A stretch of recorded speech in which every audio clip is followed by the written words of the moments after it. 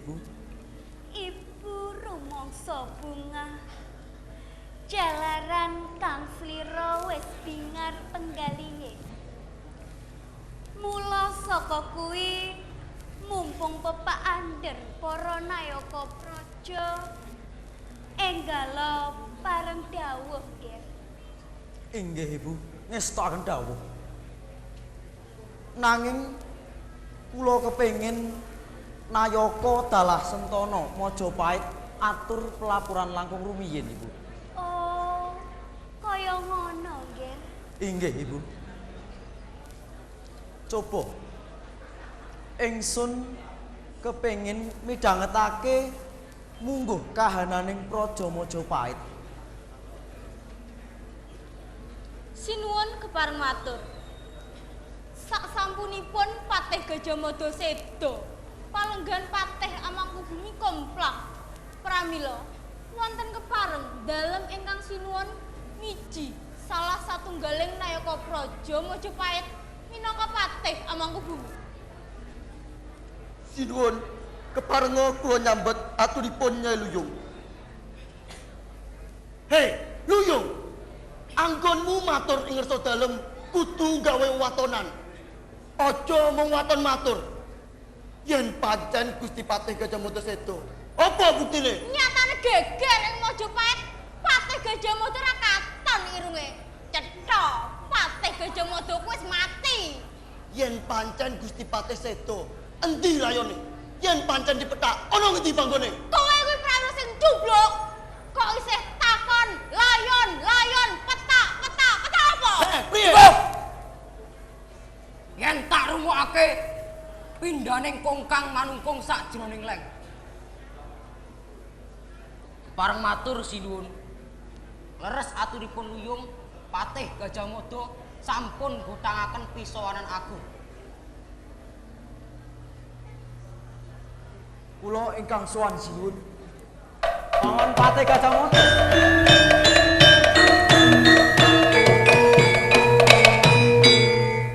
Katuran pinarak paman.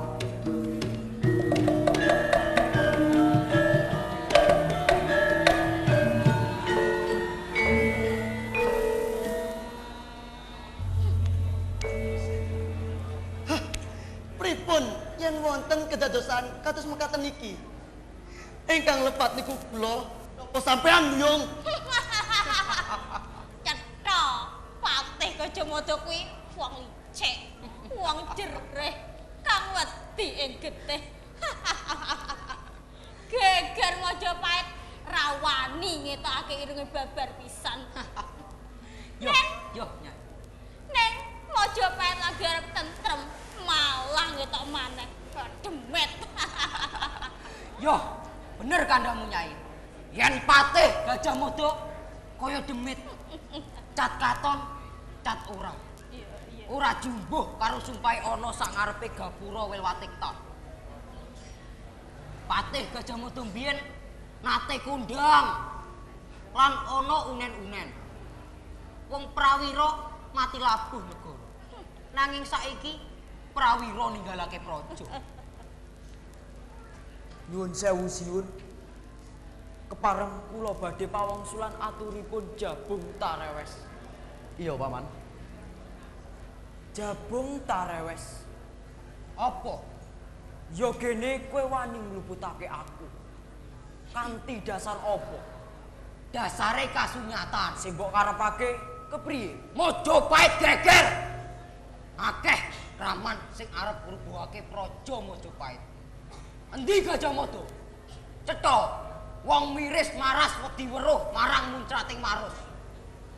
Kena dak umpamakake sedakep awe-awe trenggiling api-api mati. Mati nutuk napi lamur sing mandhegani para kraman. Cetha kowe Gajamada. Jabung Tarewes. Aja syukur ngucap kowe. Aku ngelesi saka Majapahit. Tenane aku goleki sapa sing wani gawe geger ing Majapahit. Ana salah sawijine kraman sing tak cekel. Matur yen kono kabeh mau kongkonane Jabung Tarewes. Cukup. Padha wae kowe ndakwa marang aku. Ora tak silaki. Yen pancen kaya ngono, ayo ditentokake sing bener aku apa kowe kanthi peperangan Jabung tarewes.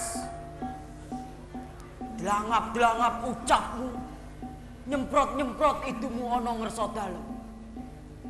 Sanadyan aku ngadeg ora bisa jejeg tanpa tinuwak teken. Kumlawene tanganku nyampe sirahmu, ora siga merapat tak sembah diri-diri. Ayo betul Cukup! Nanging sinuwun Cukup.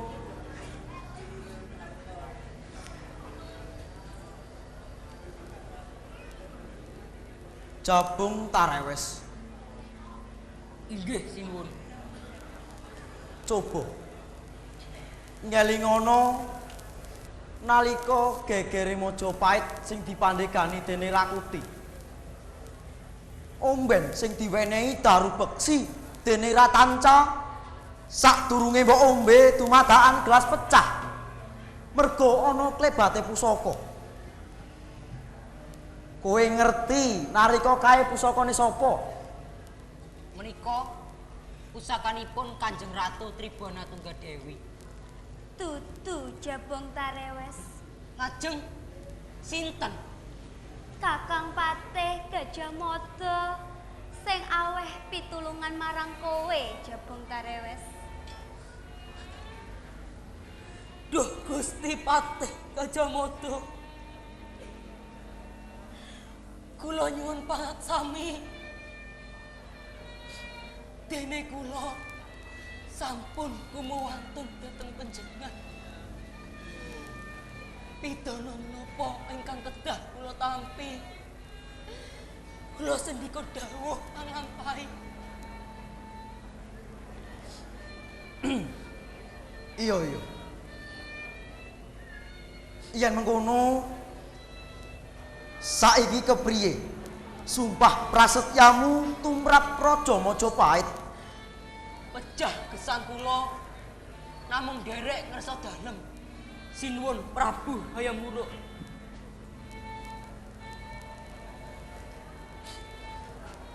Uga kowe Luyung.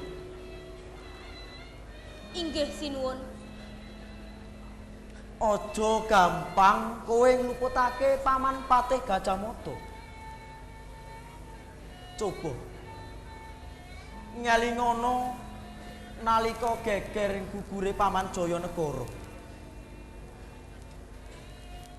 Nalika kae gulumu wis ana ing gantungan. Nanging tali gantungan dumadakan pedhot kena jemparing. Uga kudune kowe wis dikunjara. Nanging nganti saiki kowe isih dadi nayaka praja. Kowe ngerti nalika kae jemparinge sapa lan sapa sing aweh pitulungan marang kowe Luyung? Mboten sanes jemparing lan pitulungan menika saking Kanjeng Ratu Tribana Tunggadewi. Ra inggih mekaten to Gusti Ratu?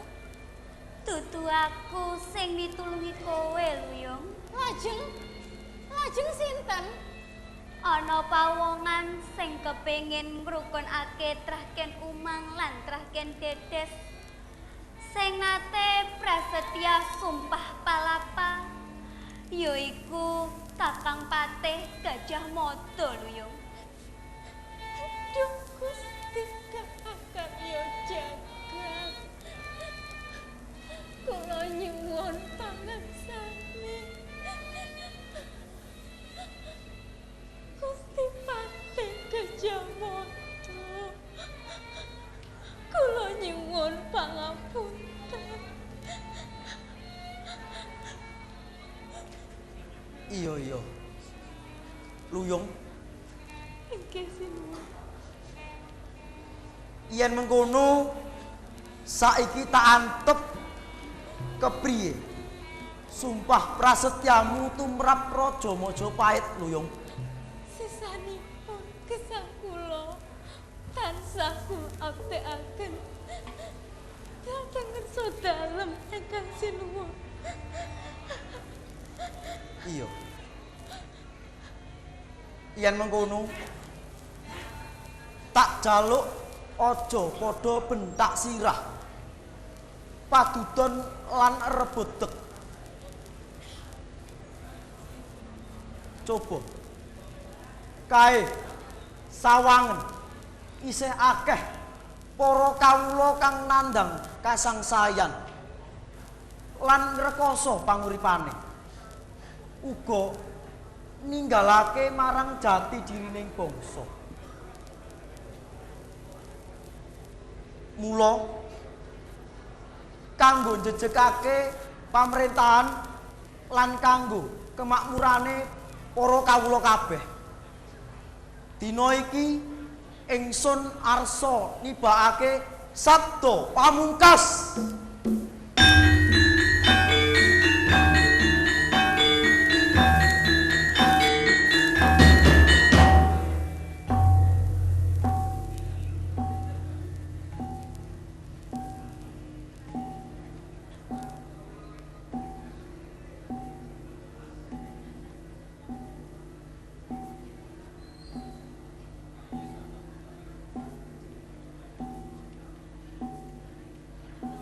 Para kawula kabeh, ayo padha bali marang jati dirining bangsa, yaiku Bhinneka Tunggal Ika Tanhana Dharma Mangrua.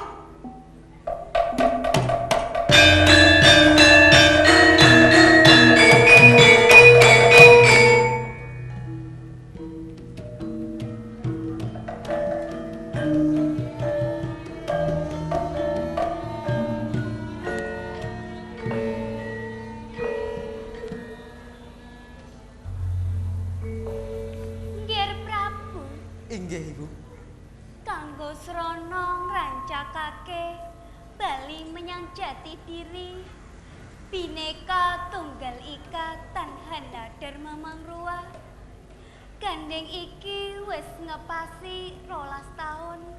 Awune Eyangmu Gayatri kapetak becik dienekake upacara sradah agung, nggih.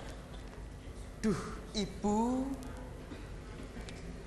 Gusti kang ngakarya jagat kados sampun paring pepadang. Margi wangsulipun jati dirining bangsa. Lajeng prayoginipun dipun petak wonten pundi, Ibu?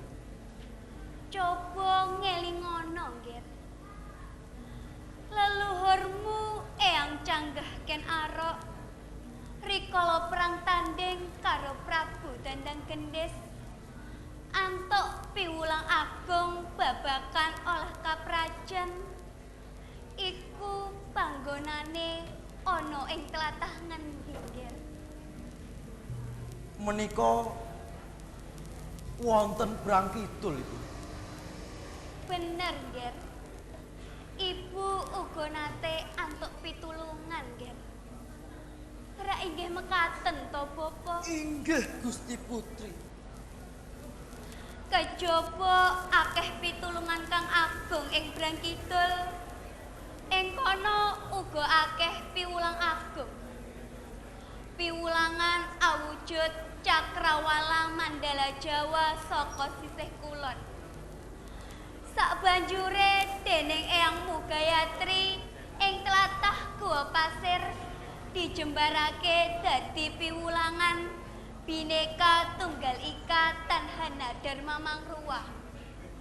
Ra inggih mekaten to, Bapak? Inggih, leres Gusti Putri. Gua Pasir kuwi kalebu tlatah ngendi, nggih? Menika ugi wonten Brang Kidul, Ibu. Iya, nggih. Mula prayogane awune Eyangmu Gayatri petaken ing kulone Gua Pasir ing tlatah Boyolangu, nggih. Boyolangu. Iya, nggih. Kepara wenehana tenger Candi Gayatri, nggih. Candi Gayatri, Ibu. Iya, nggih. Kejaba sangka kuwi sapa wae sing kepatah ana ing tlatah Boyolangu utusan kampir ana ing papan panggonane Nyai Wajak, Nggir. Nyai Wajak. Nyai Wajak menika sinten, Ibu? Nyai Wajak kuwi tetuanggane wong sak desa Boyolangu. Wis pas lan pantes diutus nyamaptakake ubo rampe kanggo mbangun Candi Gayatri, Nggir. Inggih, Ibu. Ngestakaken dawuh.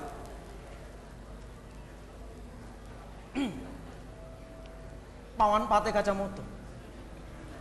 Inggih, sinuwun. Sira ingsun utus lan aja wedi kangelan. Sesuk barengi plethèking Surya ngirita prajurit Bayangkara lan Bayangkari lumawat ana ing Brang Kidul. Kantinen Bapa Empu Tantular lan ngasta awune Eyang Gayatri nemoni Nyai Wajak supaya dadi tetuanggane anggene yasa Candi Gayatri. Inggih sinuwun. Kang kaping pindho. Yasa pasanggrahan kanggo masanggrah ingsun lan para nayaka praja. Nanging pitungkas ingsun paring ana tenger kuti sanggrahana. Inggih sinuwun. Kang kaping telu. Supaya yasa wantilan kanggo cancangan titian ingsun. Inggih sinuwun. Ngestakaken dawuh panjenengan dalem.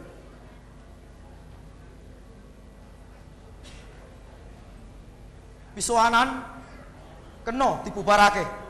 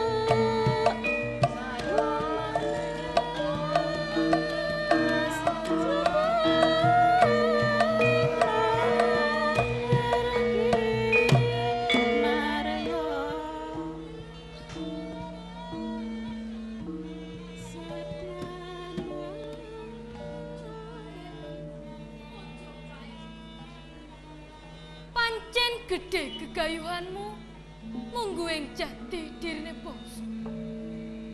Kaya dene Patih Gajah Mada. Cetha satriya kang prawira bisa njaga jati dirine bangsa. Ya. Semono uga Prabu Hayam Wuruk. Cetha ratu kang wicaksana.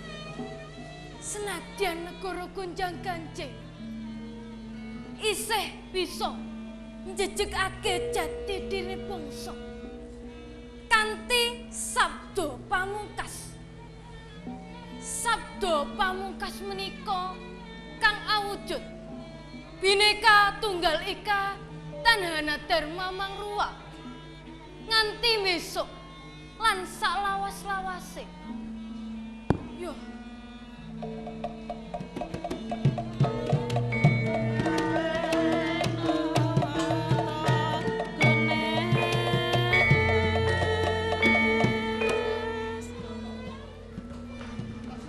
Gusti Patih, coba sawangan. Ana sato sing landhet lakune para prajurit. Banjur ana apa iki? Gusti Patih, leres dawuh panjenengan. Wanara menika sasmita. Monggo dipun menggalih. Ya. Mula kowe lan para prajurit sing ati-ati. Aja ninggal ing kaprayitan. Inggih, ngestakaken dawuh Gusti Patih.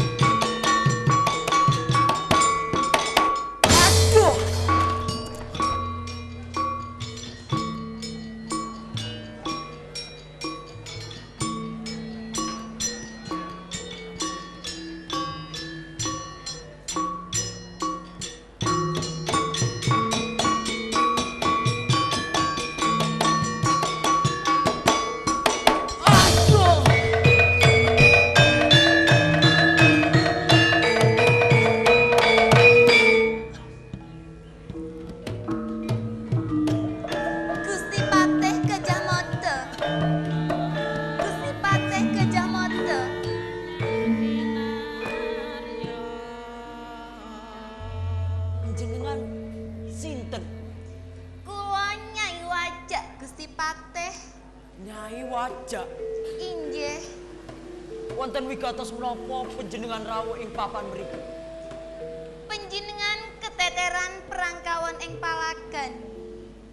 Gusti Patih, perang punika mboten adu atos ing balung kandelipun kulit nanging kedah ngagem cara Gusti Patih. Caranipun kados pundi, Nyai? Menika kula aturi sampur beksa saking tlatah wajak kagem srana ngangsoraken mengsah panjenengan. Kepareng nyuwun pamit Gusti Patih. Yo, bakal tak buktekake.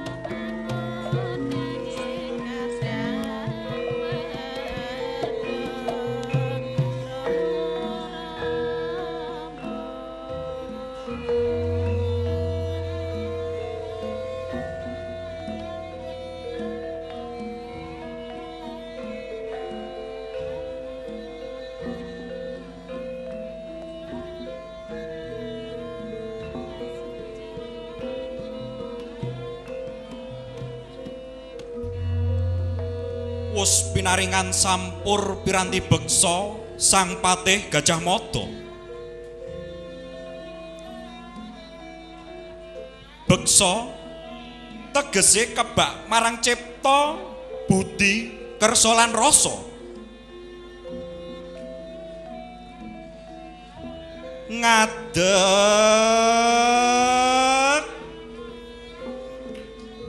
tegese urip. Jejeg tegese manunggaling kawula klawan Gusti.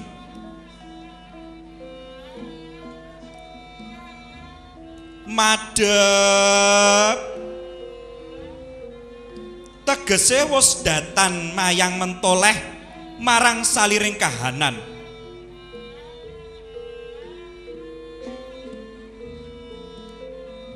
Wiraga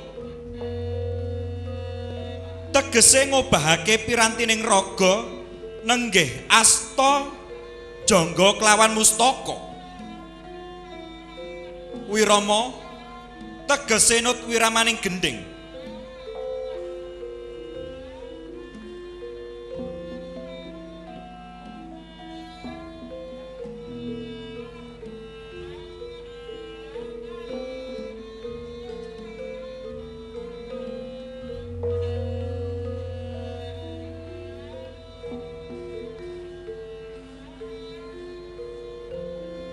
Wirasa ngrasakake alure rasa. Lelah